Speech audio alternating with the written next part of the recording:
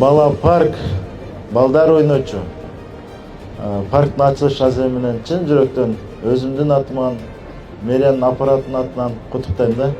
Анан эң негизгиси билесиздер 24-жылда Жалал Абад шаарында абдан жакшы иштер болду.